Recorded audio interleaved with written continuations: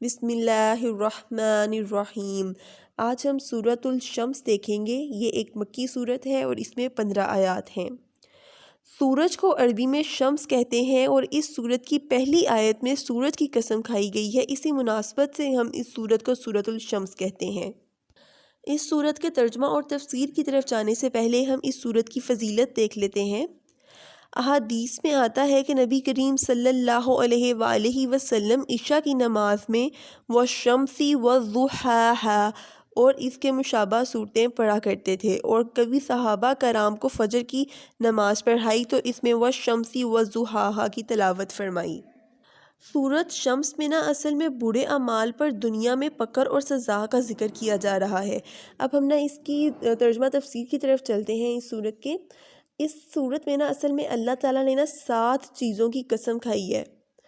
اب ہم پہلی آیت دیکھ لیتے ہیں۔ وَالشَّمْسِ وَالضُّحَاهَا، وَالشَّمْسِ قسم ہے سورج کی، وَالضُّحَاهَا اور اس کی دھوپ کی، قسم ہے سورج کی اور اس کی دھوپ کی۔ اب ہم اس کی تفسیر دیکھ لیتے ہیں۔ دیکھیں اس آیت میں جیسا کہ ورڈ آیا ہے ضحاہا، تو اس میں ضحا اس وقت کو کہتے ہیں جب سورج نکلنے کے بعد تھوڑا سا بلند ہو جاتا ہے اور اس کی روشنی زمین پر پھیل جاتی ہے۔ دیکھیں اگر ہم 1-2 بجے سورج کو دیکھیں تو ہم سورج کو نہیں دیکھ سکتے ہیں، کہ ہماری آنکھیں چندی آ جاتی ہیں، ہم اس کو صحیح طرح نہیں دیکھ سکتے ہیں۔ لیکن جو ضحا کا وقت ہوتا ہے اس وقت جو ہے سورج کی روشنی ذرا کم ہوتی ہے اور ہم سورج کو اچھی طرح کہ پوری طرح سے دیکھ سکتے ہیں، اور اس وقت سورج انسان کو قریب نظر آتا ہے۔ اب یہاں پہ اللہ تعالیٰ کیا کہہ رہے ہیں؟ قسم ہے سورج کی اور اس کی دھوپ کی۔ ضحاہا، یہ ضحا میں نے بتا دیا کہ کیا ہے، کون سا وقت ہے، ٹھیک ہے۔ اور یہاں پہ پہلی چیز کی قسم کھائی گئی ہے سورج کی، ٹھیک ہے۔ جیسا کہ میں نے بتایا تھا اس صورت میں اللہ تعالیٰ نے 7 چیزوں کی قسم کھائی ہے، تو پہلی چیز ہے سورج۔ دوسری آیت کی طرف چلتے ہیں۔ وَالْقَمَرِ إِذَا تَلَاهَا، وَالْقَمَرِ قسم ہے چاند کی، اذا جب، تلاہا آتا ہے وہ پیچھے سورج کے، قسم ہے چاند کی جب آتا ہے وہ پیچھے سورج کے۔ اب اس آیت میں اللہ تعالیٰ چاند کی قسم کھا رہے ہیں، ٹھیک ہے۔ پچھلی آیت میں سورج کی قسم کھائی گئی تھی، اب اس آیت میں اللہ تعالیٰ چاند کی قسم کھا رہے ہیں۔ قسم ہے چاند کی جب وہ سورج کے پیچھے آتا ہے، ٹھیک ہے۔ اب دیکھیں تلاہا، جیسا کہ اس آیت میں ورڈ آیا ہے، تو یہاں پہ تلا کا معنی ہے کہ کسی چیز کے پیچھے آنا، کسی چیز کے تابع ہونا۔ اب جو چاند ہے یہ اصل میں سورج کے پیچھے آتا ہے، سورج کے تابع ہے۔ اب ہمارے ذہن میں یہ کوسچن آ سکتا ہے کہ کس طرح سے سورج کے پیچھے آتا ہے، کس طرح سے سورج کے تابع ہے۔ اس کا یہ آنسر ہوگا کہ چاند جو ہے وہ سورج سے روشنی لیتا ہے، کیونکہ ہمیں پتہ ہے جو چاند ہے اس کی اپنی روشنی نہیں ہوتی ہے، وہ روشنی کے لیے چاند جو ہے سورج پہ ڈیپینڈنٹ ہے، سورج سے روشنی لے رہا ہوتا ہے۔ تو ہم یہ کہ یہاں پہ اس کا مطلب یہی بن جاتا ہے کہ چاند جو ہے وہ سورج کے تابع ہے، کیونکہ وہ سورج سے روشنی لے رہا ہے اور چاند کی اپنی روشنی نہیں ہے۔ اس کا ایک اور بھی مطلب ہو سکتا ہے، وہ یہ کہ شکل اور جسامت کے اعتبار سے جو چاند ہے وہ سورج کے تابع ہے یا اس کے پیچھے ہے۔ وہ کیسے شکل اور جسامت کے لحاظ سے؟ اب دیکھیں ضحا کا جو وقت ہے جیسے پہلی آیت میں نے آپ کو بتایا تھا، ضحا کے ٹائم پہ ہمیں سورج مکمل نظر آتا ہے۔ اسی طرح سے جو چاند ہے، جو 14ویں کا چاند ہوتا ہے، آپ نے سنا ہوگا، وہ پورا نظر آتا ہے ہمیں۔ تو دیکھیں اب ضحا کا سورج جو ہے وہ پورا نظر آتا ہے ضحا کے ٹائم پہ، اور جو 14ویں کا رات کا چاند ہوتا ہے وہ بھی ہمیں سورج کی طرح بالکل پورا نظر آ رہا ہوتا ہے، ٹھیک ہے۔ تو یہاں پہ ہم یہ کہہ سکتے ہیں کہ شکل اور جسامت کے اعتبار سے چاند جو ہے وہ سورج کے تابع ہے۔ قسم ہے چاند کی جب وہ سورج کے پیچھے آئے۔ اب یہاں پہ اس آیت میں اللہ تعالیٰ دوسری چیز کی قسم کھا رہے تھے، چاند کی۔ اب ہم تیسری آیت کی طرف چلتے ہیں۔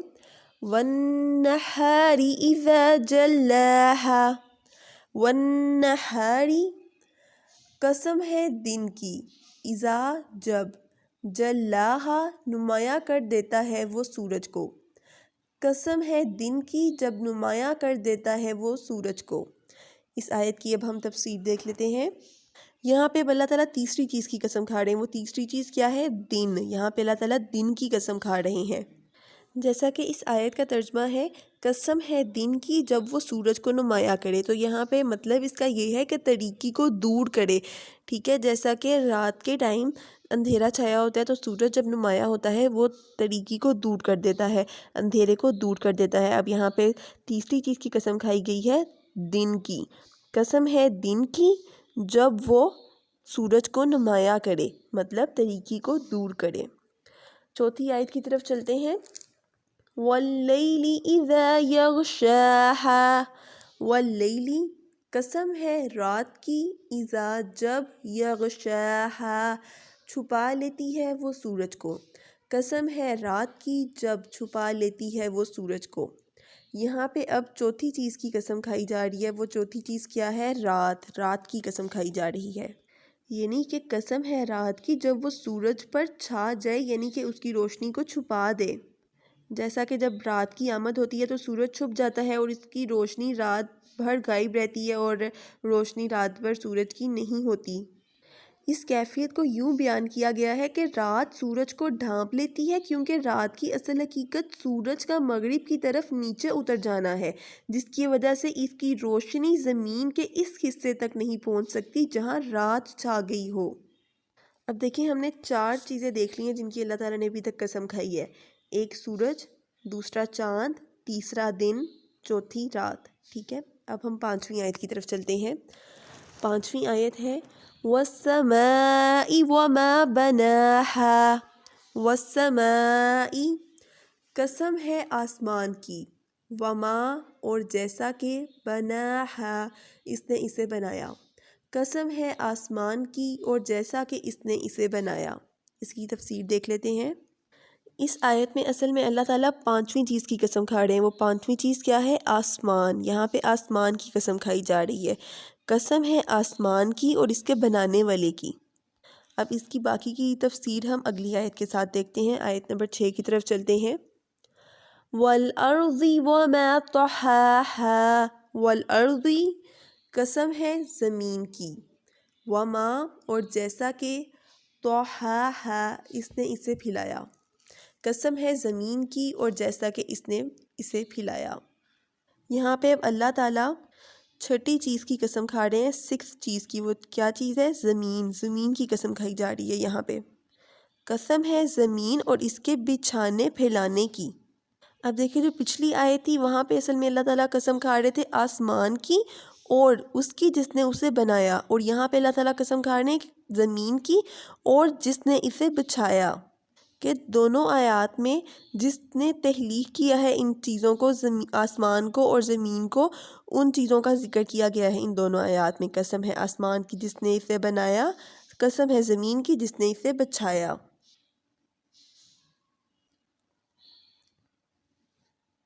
آیت نمبر 7 کی طرف چلتے ہیں۔ وَنَفْسٍ وَمَا سَوَّاهَا، وَنَفْسٍ قسم ہے نفس انسانی کی، وما اور جیسا کہ، سَوَّاهَا اس نے اسے ہموار کیا، قسم ہے نفس انسانی کی جیسا کہ اس نے اسے ہموار کیا۔ اس کی تفسیر دیکھ لیتے ہیں۔ یہاں پہ اب اللہ تعالیٰ 7ویں چیز کی قسم کھا رہے ہیں۔ اس صورت میں جیسا کہ 7 چیزوں کی اللہ تعالیٰ نے قسم کھائی ہے، تو یہاں پہ اب 7ویں چیز کیا ہے؟ نفس۔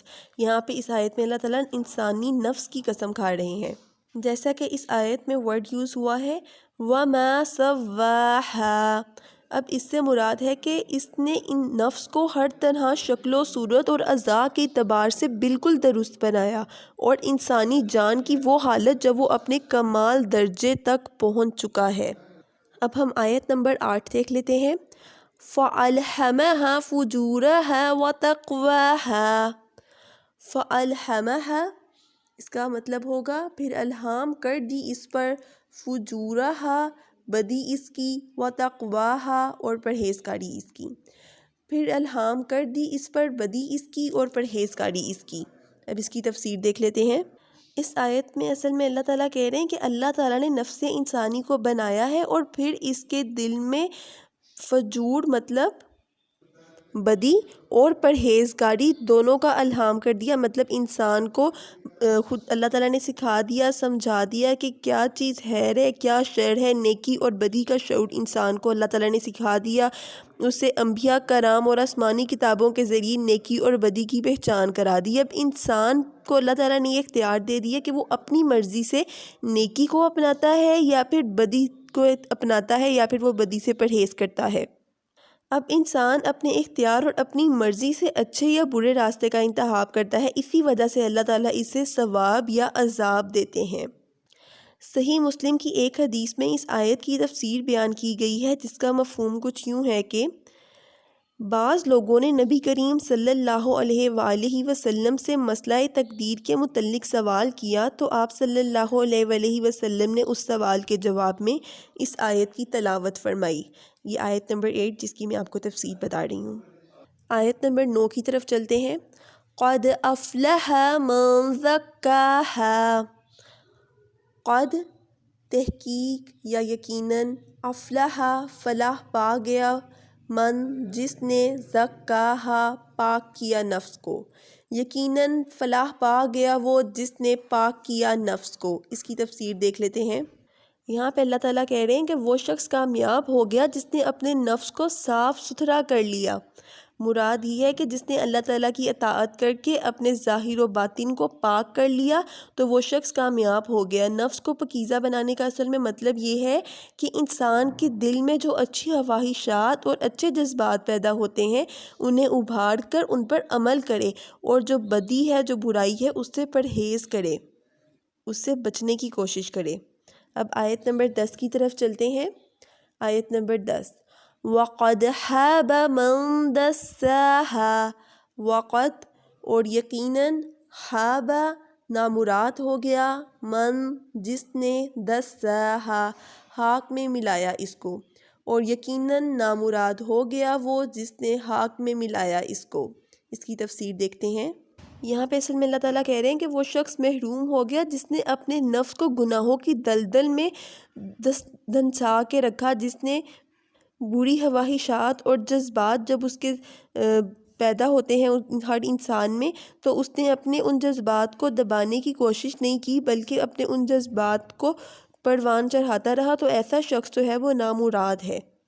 اسی لیے انسان کو مسلسل کوشش کرتے رہنا چاہیے کہ اس کے دل میں جو بری خواہشات اور جذبات پیدا ہو رہے ہیں ان کو وہ دباتا چلا جائے، ان کو ختم کرنے کی کوشش کرتا جائے اور اپنے نفس کو پاکیزہ رکھنے کی کوشش کرے۔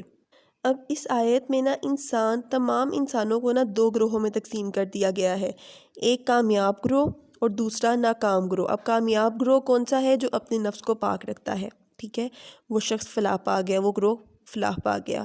دوسرا گروہ کون سا ہے؟ جو ناکام گروہ ہے، جو کہ اپنے نفس کو پاک نہیں رکھتا اور گناہوں کی دلدل میں خود کو دھنساتا جاتا ہے، وہ گروہ ناکام ہو گیا۔ اس سورت کی باقی آیات ہم اگلے لیسن، لیکن اس سے پہلے آپ نے حضرت صالح علیہ السلام کا قصہ دیکھنا ہے، جس کا لنک میں نے آپ کے ساتھ ڈسکرپشن میں شیئر کر دیا ہے۔